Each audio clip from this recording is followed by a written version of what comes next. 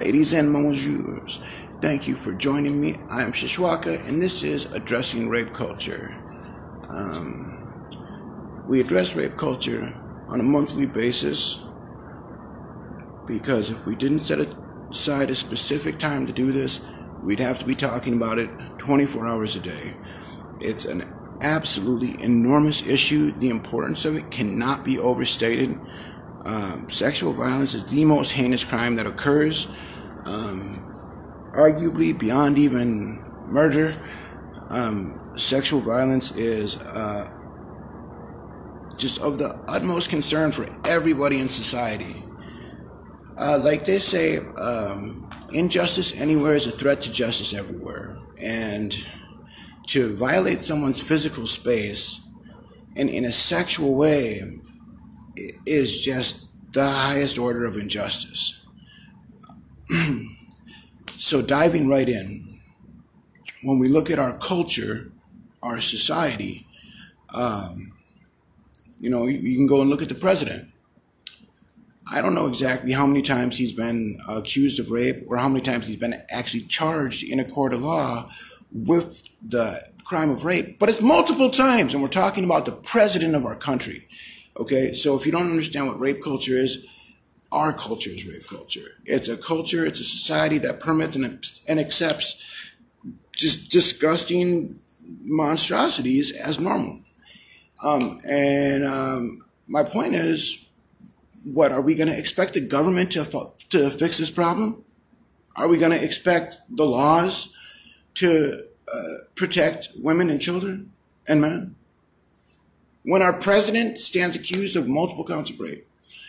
Now look, what can I do about it? What can one person do about it? Well, a lot, everything.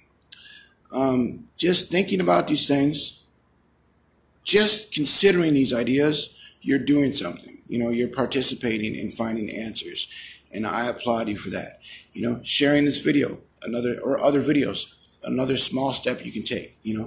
Not laughing at rape jokes, things like that. That's a small thing you can do. Maybe you're not going to get a whole bunch of pats on the back for it, but that's going to change the world. One conversation at a time, the world has changed. And for us just to step up in any way we can and take a little bit of responsibility any way we can, that's a big deal. That's a big deal. And that's the way that we change the world. And who is satisfied with the world the way it is? Is anybody? I don't think so. Not any serious people. But, we make the world. We are society. We can change. We do change society constantly. We constantly change society. We constantly change the world. We can change it any way we want. But we have to have at least intentions. Or guess what? We're going to end up changing the world in a way that someone who does have intentions wants it. And unfortunately, a lot of the ambitious people in our society are sociopaths. Now, a sociopath, for those of you who don't know, is a person who doesn't have a conscience. That is to say, they'll never feel guilt or remorse. Not they don't have a lot of guilt or remorse, but they will never feel it. They can imitate experiencing these things, but they cannot experience these things. Likewise, they can't experience a true human connection. Not in the way that we can. They don't understand what it's like to really care about someone. They don't know that. And my personal theory is that because they don't understand what having a true human connection is like, they try and fill that void by dominating people, by controlling people. That's as intimate, that's as close as they can get to someone. And remember, sociopaths tend to be among the most intelligent and most talented in our society, and charming. So they're a huge threat, but not one that we can't keep in check if we're aware and if we're trying to do that. Okay. So let's see. Today we're just I'll keep it kind of brief, but today we are going to speak a little bit about taking care of survivors of sexual trauma. We're going to speak a bit about sexual violence and rape culture in popular culture, TV and movies, and music. I'm going to tell you guys a little bit about my personal experiences with sexual violence this month, or I should say, my personal experience is helping and supporting others who have had sexual violence in their lives this month. I'm going to speak a bit about confronting a rapist, the how and why, mechanics of that. Talk a little bit about enthusiastic consent, which is an idea that was brought to us, I think, at Addressing Rape Culture number 3. This is our 8th meeting. But enthusiastic consent, let me just say briefly, that is the standard. Don't be looking for consent to have sex. Be looking for enthusiastic consent. If the consent is not enthusiastic, don't have sex. Okay, anyways, to finish our agenda here, I'm going to speak a little bit about love in the modern age, and yeah, and that'll do it. But before we get started, I wonder if I should change the name of Addressing Rape Culture to something that doesn't have the word rape in it, because I don't want to be triggering people. I'm talking with my roommate last night. She was asking me what I think about some photographs she had taken, and mentioned not wanting to trigger people, and it got me thinking, well, the word rape is a trigger. She said, I don't know what triggers people. The word rape is definitely a trigger. I was saying to her that I include that in the name of this podcast because I can't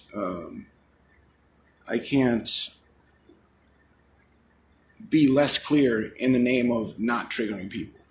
I want to take all reasonable precautions to not be triggering people's flashbacks to horrible events, but where I would draw the line, so to speak, is I need to be clear, period, about what I'm doing, about what I'm thinking. So if me being clear triggers someone, that's unfortunate, but it's just unfortunate. Or do I need to be going this extra mile? I don't need to use the word rape necessarily. Anyways, I'm asking your question. Should I maybe change the name of Addressing Rape Culture to something like sexual health in the modern age? I mean, it would be better than that, but if you could get back to me, like in the comments, or email me at crybabyradio@gmail. Follow me on Instagram at crybabyradio@gmail. On Facebook and YouTube at The Non-Religious Church. And we're almost off of Facebook completely, but if you don't find us on Facebook, we'll be on YouTube, The Non-Religious Church. All right. I'm very excited to share this time with you. I appreciate you very much. I appreciate the universe. And I invite you to take a quick, deep breath with me.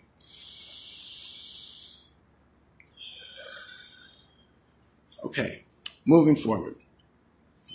Hi, everybody. Taking care of survivors of sexual trauma. Very important thing to do. Many of you have probably done this and not even known that's what you're doing. And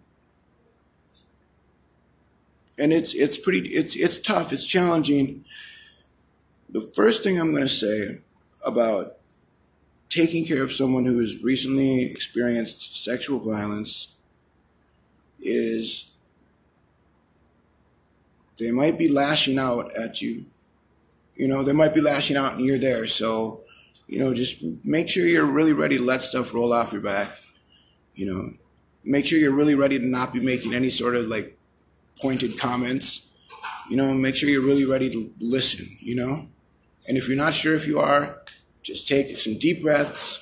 Say, universe, please help me to support this person. Say it out loud, you know, you'll have the strength in yourself. And I really appreciate you for doing this work. Because, I mean, it's really important that we support one another. I mean, it's like we can make each other strong if we try. That's super duper for real. We can make each other strong if we try. Someone might say, well, we can make each other weak too. Yeah, but we can make ourselves strong enough that we're safe. And that's what we're doing as a society, by the way. That's what this whole new world that we're building is all about. but we have to be addressing we have to be addressing the problems. And this is the big one. So how do we address it? We take care of each other. How do we take care of each other? We listen. We check our egos so we can handle if someone needs to lash out. If someone's hurting so bad, they're going to yell at us about not putting ice cubes in their water or something. We won't make any sort of remark. We won't even feel any sort of way. We'll just feel like, I'll go get you some ice cubes.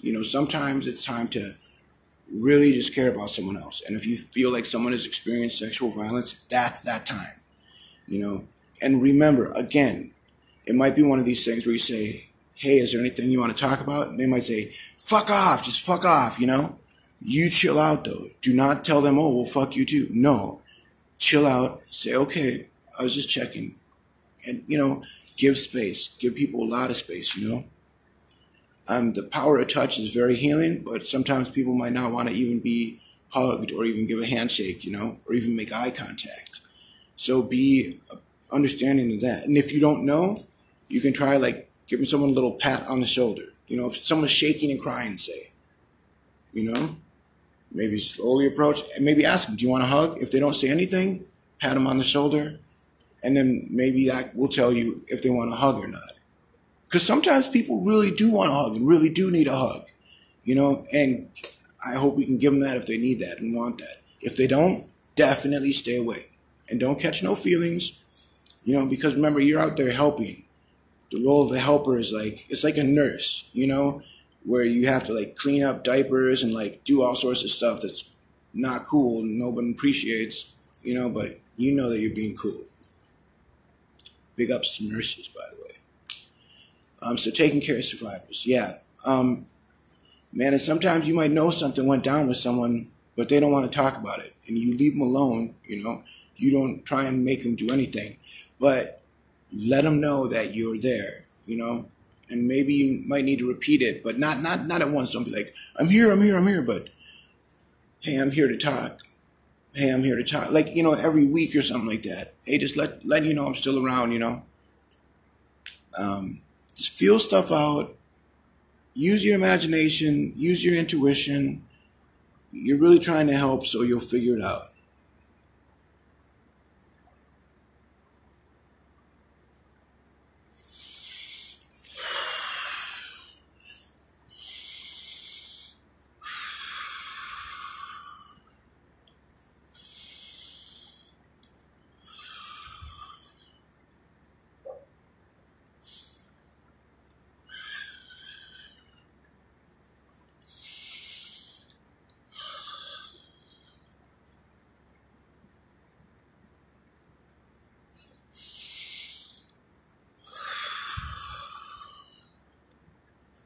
Take deep breaths.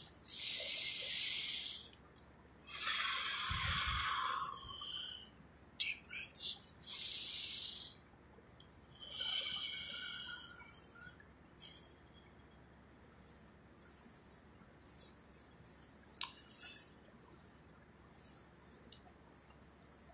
So in popular culture,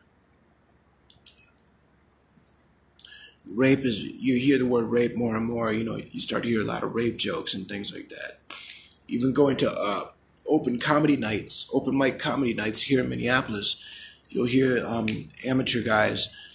I was at one open mic and every single comedian, I think there was 4 or 5 who performed. I was playing music, but every comedian who performed before me, they all made at least one rape joke. To the point where I didn't play music. I just spoke about that. It's a big deal. And those guys weren't, most of them at least, they weren't bad dudes. They were imitating society. That's what we all do, They were being a part of society, That's what we all do, but we can raise the bar. We can do more, Someone said the other day, don't just do what you think you can do. Use your imagination. Imagine yourself doing even better than you think you can do, and then go for that. It was super duper cool.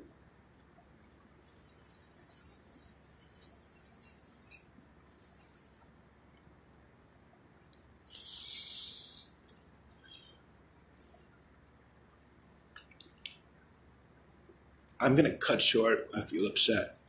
But you heard what I said about taking care of survivors. Super duper crucial. No, I'll make it. I'll check. Okay, pop culture. Comedians making jokes about rape. Like this Louis C.K. makes jokes about. He referred to himself in one special. He referred to himself as the guy who makes baby dick jokes. Right there, I heard him say that, and I was done. And then someone else was watching it, though it was still on. Then he's making jokes. He made a joke about masturbating at a playground full of children. And they put the laugh track on, but people in the audience are laughing. I have a friend who looks up to this guy as a comedian. That's rape culture coming through our popular culture. And now a lot of people want to say, oh, well, you need to laugh about things. You need to have a sense of humor. Yeah, having a sense of humor really helps in life. But having a sense of humor about the most disgusting, depraved thing a human can possibly do. A human can't even rape. Once you commit rape, you're not a human anymore. You're not. And you're not even entitled to live life. And I'm sorry, I know some people make mistakes, but some mistakes carry the consequence of death.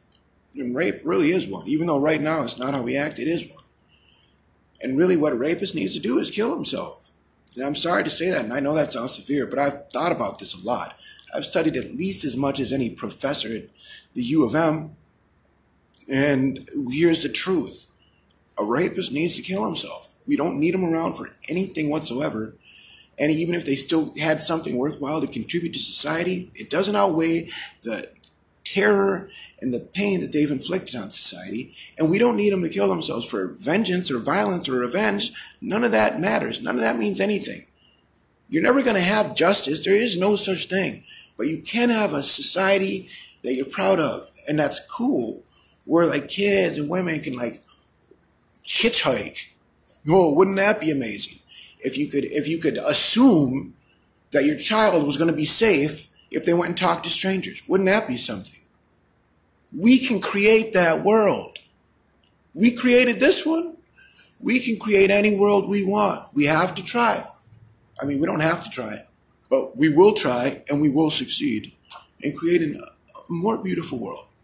And I'm really excited about that, And I'm really proud for all the people who are out there doing the work and all the people who are out there taking the time to think about stuff in a new way or taking the time to even think about stuff instead of just believe. People believe they know what's going on because they haven't thought about it. A belief is a belief because it's not knowledge. Moving on, right? This month is sexual violence. There's a lot that's happened this month. Because often people will come to me with, say their boyfriend's beating them up, so they'll call me up, and I'll come through, and normally by the time I'll get there, the guy will be gone, but I'll hang out so they're not, don't have to worry about him coming back or whatever, and so a woman called me. She had just gotten attacked by her boyfriend. I let her know I'm heading over. I jump in a Lyft, in an Uber, whatever. And I get over there and she wants to talk about all this stuff. And I had to cut her off and say, sis, there's only one important question right now. And that is, are you ever going to talk to this guy or text this guy or email this guy at all in any way, shape, or form ever again? Because if the answer isn't no, I'm never going to communicate with this guy ever again. I'm not going to read a text message. I'm not going to read an email even. That's how it needs to be. If your man puts hands on you, it's time to stop talking to him entirely. Entirely. If you have children, then you're going to have to talk to someone he talks to. But if you don't have children, don't even talk to anybody he talks to. That'll be a good way to set boundaries in your life and know who to cut out and who not to. Because anyone who doesn't take that serious, you can cut them off. You'll be better off without them, And, I know that you love your boyfriend and stuff, and I know that you're lonely and you don't want to be by yourself, or maybe even you don't have your own house, or You don't have your own car. There's things that you need from him. But if he puts hands on you, it's going to get worse. And even if it didn't get worse, he puts hands on women. You don't want to be around someone like that. I don't care even if they're good looking. I don't care what they got going on. You can build a new world. You can be a part of it, but you have to be valuing yourself. You don't have to be. You can be valuing yourself. And if someone hits you to show yourself that you have value, don't ever talk to that person again. Please, okay? And now this certain individual about the story I'm relaying, we had gone through all this. They broke up, and then she started dating the guy again.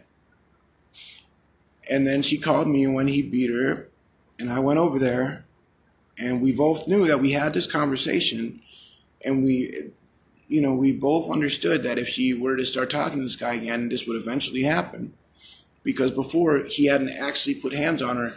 He had just displayed the capacity to do so. I can't remember if it was by punching the wall or, something along those lines. She felt afraid before.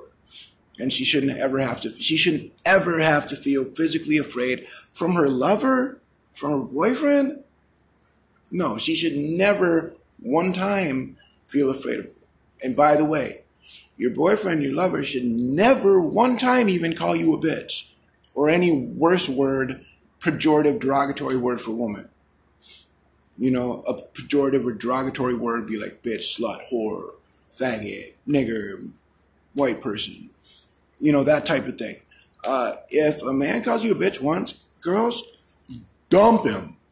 If he calls you a bitch one time, dump him. And you don't have to be rude about it. You don't have to be mad at him. And I'm not saying you can never talk to him again because he called you bitch once. But he called you bitch once, done dating him. He's, no longer a possibility. He puts hands on you once, not talking to him ever again. Please, because otherwise, most importantly for yourself and to let yourself know about your value, but also, if someone puts hands on you and then you're dating them again in the future, now your friends are at risk. Whoever you're going to call if he beats you again, now, they're at risk. And it's avoidable, It's one thing if your man all of a sudden beats you up, that's not your fault. And it's not your fault if you date him again in the future and he beats you up again. It's still not your fault, but at that point, it is your responsibility, And I let my friend know, I'm here for you, I care about you, And this is when I came over to her house after her boyfriend had put hands on her for the second time they're dating, First time he made her afraid, so she knew better than to talk to him again, but she did, and then he beat her. So I was over there and I let her know, I care about you, but if you talk to this guy again, I'm not the one to call if he puts hands on you again, because we all have to have boundaries, like pretty much in every aspect of our life. We need to know what our boundaries are. We need to let other people know what our boundaries are, and then go ahead and operate, That's the way to be. Yeah, and again, please share this video with young people. All right, I'm making it through. Okay, so just to give you a little example, just for those of you who might not understand the scope of this situation, right? Rape culture. So I had that happen. Okay. Oh yeah. So when I go help my friend out who just got beat up by her boyfriend, I was with a different woman, at a different location. And she sees me like rushing to get my shoes on and everything. Cause I'm trying to get over there fast because I don't know if the dude's still around. I don't know any of that. So I'm trying to go fast. And I asked this woman if she would give me a ride or if I should just take a cab or whatever. And she said the saddest thing, and bless her heart, but she said, well, my boyfriend kicks the shit out of me every day. So to me, this is no emergency. And that's so sad. That's really so tragic that that's the state of our society. One woman gets beat up by her boyfriend and another woman is apathetic towards it because she gets beat up so often by her boyfriend. You know, how can we all be standing by and allowing people to live like that? Like, that's so sad. I mean, and this is a beautiful woman, you know, like nothing against ugly people. I'm saying this person, that came out wrong. You know what I'm trying to say. Like, I know that sexual violence happens all the goddamn time, but that does not make every single example of sexual violence any less tragic, you know? And that includes catcalling, when you go, or, I mean, like that to a woman, completely out of line. It's a terrible look. It makes you look like an idiot. Man, you ever been in a car and one of your friends or someone else in the car does that? It's just humiliating. And if that doesn't humiliate you, you need to step up your game. It should embarrass you if your boys are doing that type of thing, or saying, hey, baby, to people they don't know on the street. I love to flirt, you know? But if I'm not extremely confident, for whatever reason, that my expressions are going to be met, like at least with, you know, thanks but no thanks, then I'm not going to do it. I'm saying if I'm not reasonably sure that I'm not going to offend a woman by saying hello or complimenting her clothes or something like that, I'm not going to do it, you know? And I really encourage other people to act that same way, you know? Especially men, like, let's step up our game. It's humiliating to be a man so often. Just humiliating to the point of wanting to just leave the world. And it's like, boys, please, youngsters, please step up your game. You know, don't use the word bitch. For Christ's sake, don't use the word slut. No one's a slut, no matter what they do. Doesn't matter if they do have sex for money. That doesn't make anyone a whore. That makes them a sex worker. And what's the difference? A whore is just a whore. You know, it's just disgusting that people would even think that way. But anyways, let me not be disgusted and irritated. Let me be positive and grateful that a few people are sharing this time. Please share this video. All right. Where are we at here? We're at about a half an hour. Okay, I am gonna call it here. So yeah, this has been Addressing Rape Culture. I am Shishwaka